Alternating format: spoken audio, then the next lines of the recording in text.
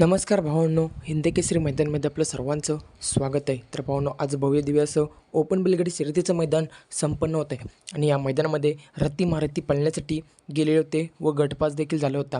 तसंच भावांनो, आपल्या सर्वांचा लाडका रुस्तम द्वादशी हिंदकेसरी बकासूरचा सेमी क्रमांक किती हेच तुम्हाला व्हिडिओच्या माध्यमातून सांगणार आहे. जर तुम्ही आपल्या चॅनलला नवीन असाल तर चॅनलला सबस्क्राईब करून या व्हिडिओला लाईक करायला विसरू नका, कारण आपले लवकरच 12,000 सबस्क्रायबर्स पूर्ण होणार आहेत.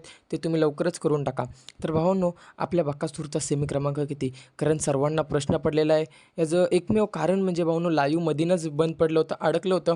त्यामुळे बकासूरचा सेमी आपल्याला बघायला मिळालाच नाही. तर नक्कीच आपला सर्वांचा लाडका रुस्तम द्वादशी हिंदकेसरी बकासूर कोणत्या सेमीमध्ये पळताना दिसणार, तर भावांनो ते सांगण्याआधी जर तुम्ही आपल्या चॅनलला नवीन असाल तर चॅनलला सबस्क्राईब करून या व्हिडिओला लाईक करायला विसरू नका. तर भावांनो, बकासूरचा आज पायरा होता सर्जा दादा. भावांनो, बकासूर आणि सर्जा दादा यांचा फिक्स गट कोणता, तर भावांनो गट क्रमांक 7.